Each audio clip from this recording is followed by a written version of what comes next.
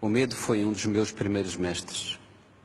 Antes de ganhar confiança em celestiais criaturas, aprendi a temer monstros, fantasmas e demónios. Os anjos, quando chegaram, já era para me guardarem. Os anjos atuavam como uma espécie de agentes de segurança privada das almas. Nem sempre os que me protegiam sabiam da diferença entre sentimento e realidade. Isso acontecia, por exemplo, quando me ensinavam a recear os desconhecidos. Na realidade, a maior parte da violência contra as crianças sempre foi praticada não por estranhos, mas por parentes e conhecidos. Os fantasmas que serviam na minha infância reproduziam esse velho engano de que estamos mais seguros em ambiente que reconhecemos. Os meus anjos da guarda tinham a ingenuidade de acreditar que eu estaria mais protegido apenas por não me aventurar para além da fronteira da minha língua, da minha cultura e do meu território.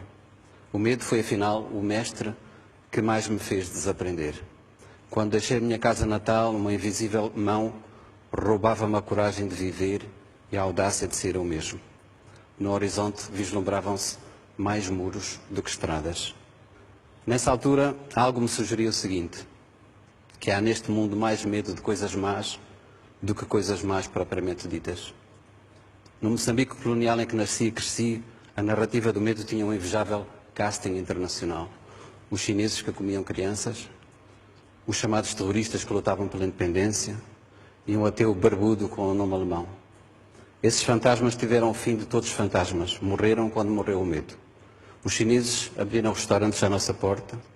Os ditos terroristas são hoje governantes respeitáveis e Karl Marx, o ateu barbudo, é um simpático avô que não deixou descendência. O preço dessa construção de terror foi, no entanto, trágico para o continente africano. Em nome da luta contra o comunismo cometeram-se as mais indizíveis barbaridades. Em nome da segurança mundial foram colocados e conservados no poder alguns dos ditadores mais sanguinários de toda a história.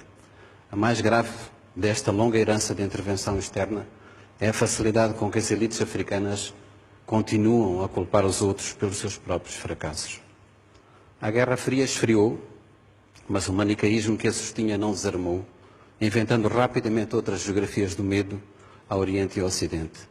E porque se trata de entidades demoníacas, não bastam os seculares meios de governação. Precisamos de intervenção com legitimidade divina. O que era ideologia passou a ser crença, o que era política tornou-se religião, o que era religião passou a ser estratégia de poder. Para fabricar armas é preciso fabricar inimigos. Para produzir inimigos é imperioso sustentar fantasmas.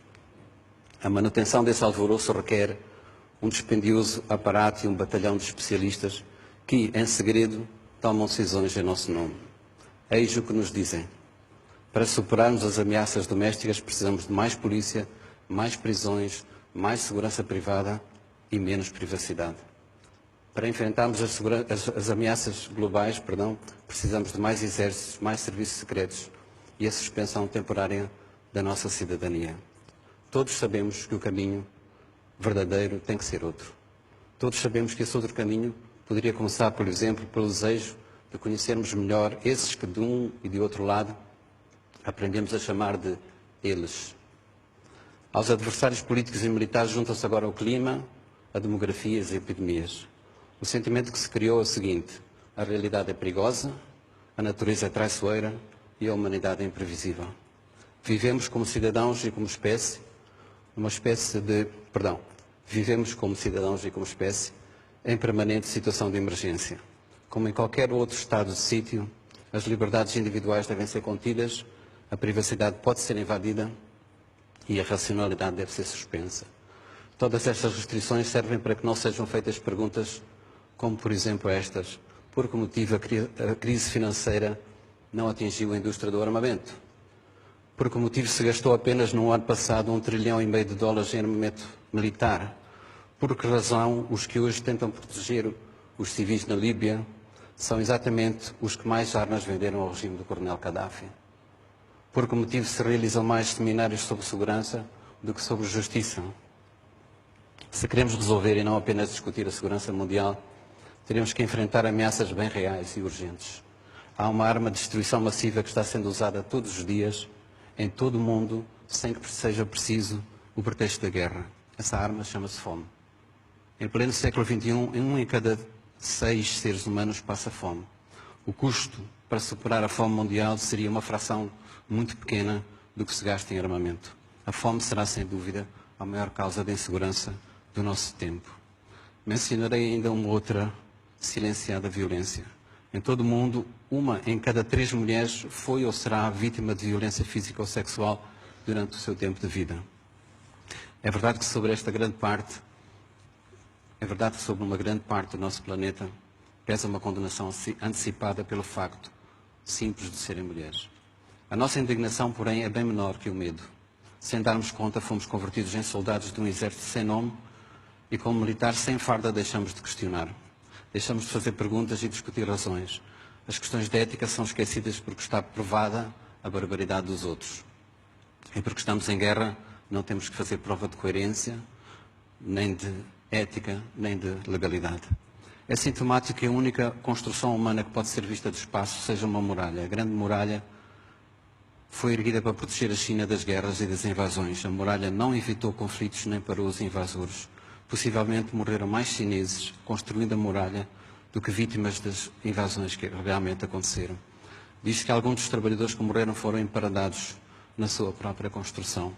Esses corpos convertidos em muro e pedra são uma metáfora de quanto o medo nos pode aprisionar. Há muros que separam nações, há muros que dividem pobres e ricos, mas não há hoje no mundo muro que separe os que têm medo dos que não têm medo. Sob as mesmas nuvens cinzentas vivemos todos nós, do Sul e do Norte, do Ocidente e do Oriente. Citarei Eduardo Galeano acerca disto, que é o medo global, e diz ele: os que trabalham têm medo de perder o trabalho, os que não trabalham têm medo de nunca encontrar trabalho. Quando não têm medo da fome, têm medo da comida. Os civis têm medo dos militares. Os militares têm medo da falta de armas e as armas têm medo da falta de guerras. E, se calhar, acrescento agora eu, há quem tenha medo que o medo acabe. Muito obrigado.